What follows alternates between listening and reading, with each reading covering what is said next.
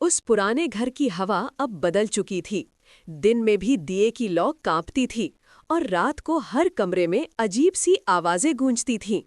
लोग कहते थे उस घर में अब कोई नहीं रहता, लेकिन खिड़कियों पर परछाइयां अब भी दिखाई देती थीं। कई साल बाद उस हवेली को एक नया परिवार खरीदकर वहां रहने आया। डॉक्टर राघव, उसकी पत्नी नीलिमा और उनकी बेटी आरोही। पहले कुछ दिन सब ठीक चला, पर तीसरे दिन रात को आरोही ने अपने कमरे से चिल्लाकर सबको बुलाया। उसने कहा कि खिड़की पर कोई औरत खड़ी थी, जिसके हाथ में लाल चुनरी थी और आंखों से खून बह रहा था। डॉक्टर राघव ने हंसकर कहा, शायद सपना देखा होगा। लेकिन जब सुबह खिड़की के पास गए तो वहां मिट्टी में पैर के निशान थे, उल्टे। नीलिमा को घर में अजीब चीजें महसूस होने लगीं। दीवारों पर पानी के धब्बे बनते और कुछ देर बाद गायब हो जाते।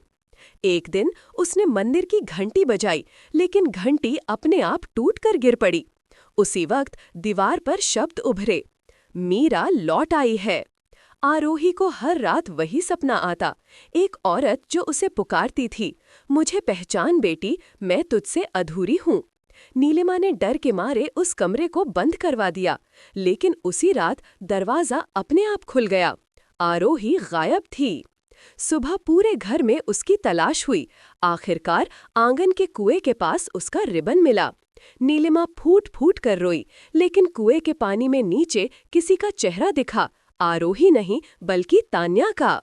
डॉक्टर राघव ने पुलिस को बुलाया, लेकिन पुलिस ने बताया कि ये घर पहले तान्या मल्होत्रा का था, जो रहस्यमयी आग में मरी थी। राघव ने पूछा, क्या किसी का शव मिला था? पुलिस अधिकारी बोला, नहीं, बस एक टूटी चेन और लाल चुनरी। उसी रात राघव को किसी के कदमों की आवाज सुनाई दी।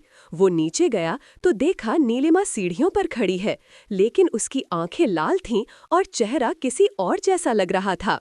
वो बोली, तू इस घर में डॉक्टर बनकर आया था ना? अब तुझे इलाज करना है उस पाप का जो तेरे खून में है।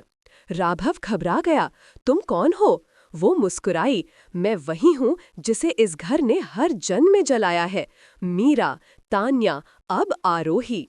अचानक हवा चली और हर दीवार पर शब्द उभर आए, कहानी कभी खत्म नहीं होती, बस चेहरा बदलता है। राघव ने बाहर भागने की कोशिश की, लेकिन दरवाजा बंद था। अंदर से बच्ची की आवाज आई, पापा, मैं यहाँ हूँ।